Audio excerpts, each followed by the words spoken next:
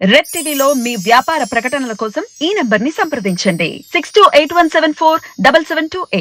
Hi hello నమస్తే, నేను మీ Gopi. Welcome back to Red TV. ఈరోజు మనతో వచ్చేసి high court advocate and political analyst Prashant గారు ఉన్నారు. సార్ నమస్తే. సార్ మనం చూస్తే ఆంధ్రప్రదేశ్లో ఎలక్షన్ వారైతే నడుస్తుంది ఇప్పుడే.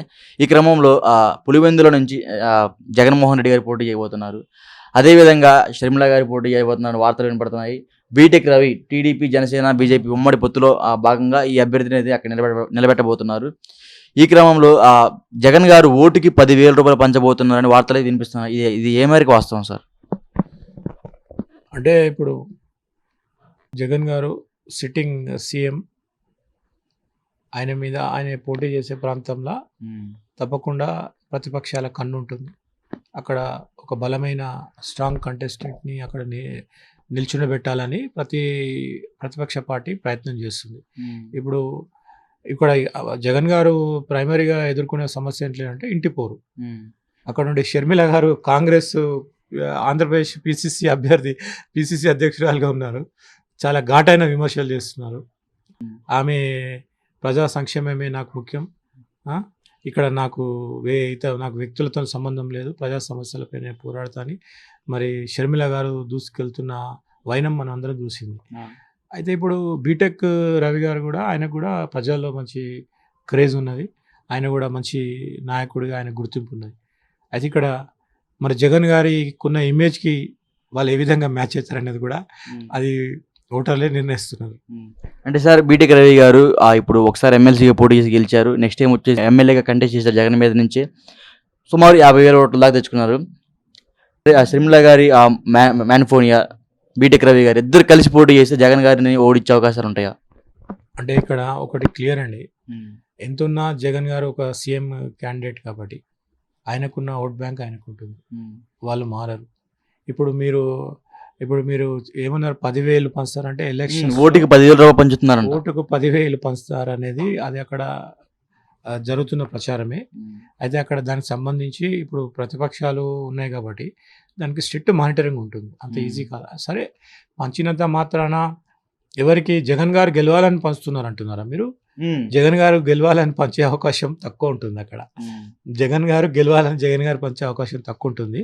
కానీ అదర్ సైడ్ కూడా వాళ్ళకు ఓట్లు రావాలని పంచే అవకాశం ఉంటుంది అక్కడ. అదే అక్కడ పొలిటికల్ గేమ్ ప్లాన్. అక్కడ అంటే జగన్ గారు పథకాల ద్వారా జగన్ గారు వేరే విధంగా చేసే అవకాశం ఉంది.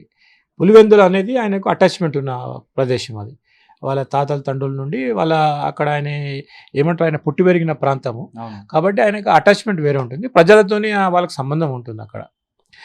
ఇప్పుడు అదే ఆ విషయంలో వచ్చేసరికి ఏంటంటే, ఇప్పుడు వాళ్ళ సొంత సిస్టరు మరి ప్రతిపక్షంలో చేరి ఆయనకు వ్యతిరేకంగా పనిచేస్తున్నా దాన్ని ఆయన ఎదుర్కోవాలి.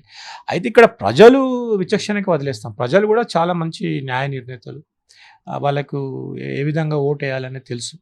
మరి జగన్ గారి పరిపాలన ఏ విధంగా ఉన్నాయని తెలుసు.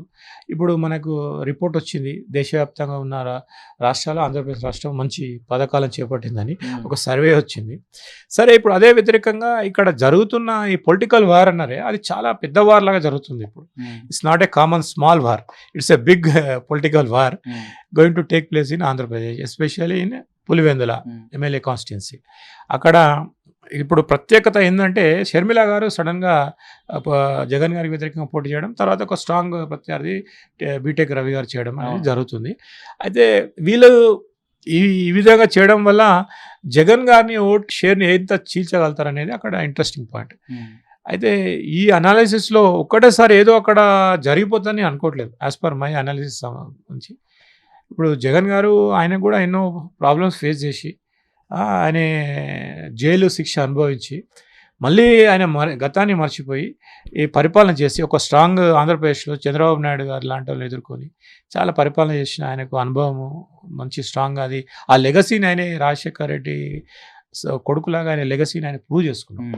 ఇప్పుడు కొంతమంది అయితే నిరుత్సాహపడి కొన్ని సింపుల్ విషయాలకి కొంతమందికి మానసిక స్థైర్యం అని ఉండదు, కానీ మెంటలీ జగన్ గారు seems to be very strong. సరే, పులివెందుల్లో జగన్ గారు గెలవడానికి దాదాపు 300 కోట్లకు పైగా ఖర్చు పెడతారని ఒక వార్తలు అయితే వినిపిస్తుంది. దాన్ని మీరేమంటారు?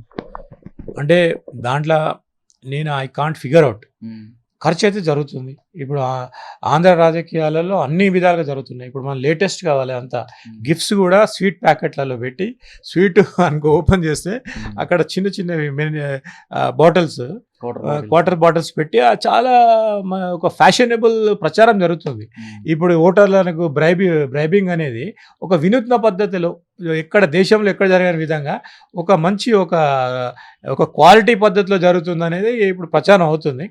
అయితే మీరు అది ఎన్ని కోట్లు జరుగుతుంది అనేది అది ఎందుకంటే ఇట్ ఈజ్ అక్కడ జాతీయ పార్టీలు ఇన్వాల్వ్ అయినాయి, అక్కడ స్ట్రాంగ్ టీడీపీ పార్టీ ఉంది. తర్వాత ఇప్పుడు ఇంట్లో ఆయనకు వ్యతిరేకంగా పోరు వచ్చింది కాంగ్రెస్ పార్టీ నుండి. 2 జాతీయ పార్టీలు ఎదుర్కోవాలి జగన్ గారు. తర్వాత అక్కడ స్ట్రాంగ్ పొలిటికల్ పార్టీ టీడీపీని ఎదుర్కోవాలి, జనసేనని ఎదుర్కోవాలి. కాబట్టి అది కంపల్సరీ చాలా ఒక భారీ యుద్ధాన్ని తలపించే అవకాశం ఉంది, రాజకీయ యుద్ధాన్ని. కానీ అక్కడ ఓన్లీ దాంట్లో అక్కడ చివరిగా వీళ్ళ ఇప్పుడు జగన్ గారు కానివ్వండి, షర్మిల గారు కానివ్వండి, పవన్ కళ్యాణ్ గారు కానివ్వండి, చంద్రబాబు నాయుడు గారు కానివ్వండి, ఈవెన్ నరేంద్ర మోడీ గారు కానివ్వండి, వీటెక్ రవి గారు కానివ్వండి, వాళ్ళది ప్రేక్షక పాత్రనే. నిజమైన సోల్జర్స్ ఓటర్లు. వాళ్ళు ఎవరికి ఓటు వేయాలనేది వాళ్ళు తప్పకుండా వాళ్ళ వాళ్ళ ఆలోచన ప్రకారం వాళ్ళ పరీక్షలో ఎవరు నెగ్గితే వాళ్ళకి ఓటేసే అవకాశం ఉంది. కాబట్టి ఇదంతా మీడియా, భారతదేశం మొత్తం మీడియా అక్కడ ఎన్నికల గురించి, పులివెందుల రిజల్ట్ గురించి తప్పకుండా వేచి చూస్తారు.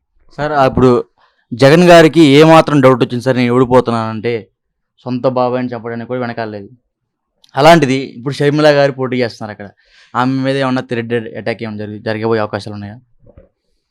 ఇప్పుడు అది ఆ విషయంలో నాకైతే ఐ డోంట్ హ్యావ్ ఎనీ, ఎందుకంటే అది హత్యా రాజకీయాల ఒక స్థాయిలో ఉన్నవారు హత్యా రాజకీయాలు వాళ్ళు ఇప్పుడు ఈ ఎలక్షన్ టైంలో అలాంటివి పెట్టుకోరు అతను.